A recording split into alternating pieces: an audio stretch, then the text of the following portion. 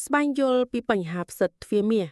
ការបង្ករោគដោយផ្សិតនៅតំបន់ទ្វារមាសកាត់ឡើងនៅលើស្ត្រីជាញឹកញាប់ព្រោះធម្មតាទ្វារមាសមានផ្ទុកបាក់តេរីអេនកោសិកាផ្សិតមួយចំនួនប៉ុន្តែនឹងធ្វើឲ្យមានបញ្ហានៅពេលតុល្យភាពកោសិកាទាំងនោះមានការប្រែប្រួលដែលអាចបង្កឲ្យមានរមាស់ខ្លាំងហើមក្រហាយទ្វារមាសនិងបរិវេណយោនីជាដើមផ្សិតខ្លងទ្វារមាសមិនត្រូវចាត់ទុកជាក្រុមជំងឺឆ្លងតាមការរួមភេទនោះទេបើទោះជាអាចឆ្លងតាមរួមភេទក៏ដោយប៉ុន្តែក៏អាចកើតលើស្ត្រីដែលមិនធ្លាប់មានការរួមភេទដែរ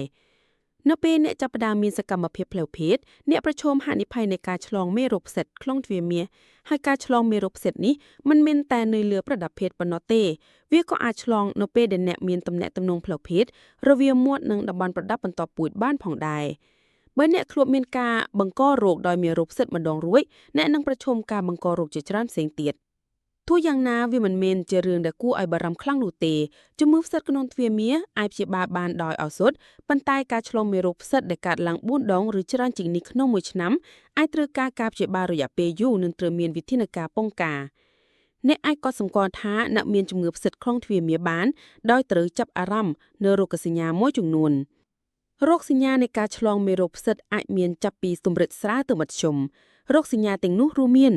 រមាស់និងរលាកក្នុងទ្វារមាសនិងជីលីកានៅទ្វារមាសហៅថាយោនីមានអារម្មណ៍ក្តៅឬក្រហាយក្នមលងពេលរួមភេទឬពេលបត់ជើងតូចក្រហមនិងហោងទ្វារមាសអ្នកអាចអង្កេតយ៉ាងម៉ត់បច្ឆោតប្រសិនបើអ្នកមានស្បែកខ្មៅឬត្នោតព្រោះអាចពិបាកមើលជាងស្បែកសឈឺនៅបរិវេណទ្វារមាសមានធាតុសសភាពកកដែលមានក្លិនតិចតួចឬគ្មានក្លិនផ្សិតក្នុងទ្វារមាសស្មុគស្មាញអ្នកអាចមានការឆ្លងមេរោគផ្សិតដ៏ស្មុគស្មាញប្រសិនបើអ្នកមានរោគសញ្ញាដូចខាងក្រោម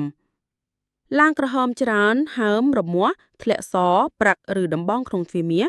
អ្នកមានការឆ្លងមេរោគផ្សិតលើសពី4ដងក្នុងមួយឆ្នាំជាប្រភេទផ្សិតដែលមិនសូវកើតទូទៅស្ត្រីមានផ្ទៃពោះអ្នកមានជំងឺទឹកនោមផ្អែមដែលគ្រប់គ្រងមិនបានល្អប្រព័ន្ធហ្វូមគុំទានរបស់អ្នកចុះខ្សោយដោយសារតែថ្នាំឬលក្ខណៈមួយចំនួនដូចជាការឆ្លងមេរោគអេដស៍ជាដើមពេលណាត្រូវទៅជួបពីគ្រូពិភាក្សាជាមួយគ្រូពេទ្យធ្វើការណាត់ជួបជាមួយនឹងអ្នកជំនាញថែទាំសុខភាពរបស់អ្នកប្រសិនបើនេះជាលើកទី1ដែលអ្នកមានរោគសញ្ញានៃការឆ្លងមេរោគផ្សិតឬអ្នកមិនប្រកាសថាតើអ្នកមានការឆ្លងមេរោគផ្សិតឬអត់រោគសញ្ញារបស់អ្នកមិនបាត់ទៅនោះទេបន្ទាប់ពីអ្នកព្យាបាលវាដោយប្រើប្រាស់ថ្នាំលាបទ្វារមាសឬថ្នាំគ្រាប់ដែលអ្នកទទួលបានដោយមិនមានវេជ្ជបញ្ជាអ្នកមានរោគសញ្ញាផ្សេងទៀតដែលគួរឲ្យបារម្ភនិងអ្នកមិនមានភាពស្រណុកនិងរំខានក្នុងការធ្វើសកម្មភាពប្រចាំថ្ងៃ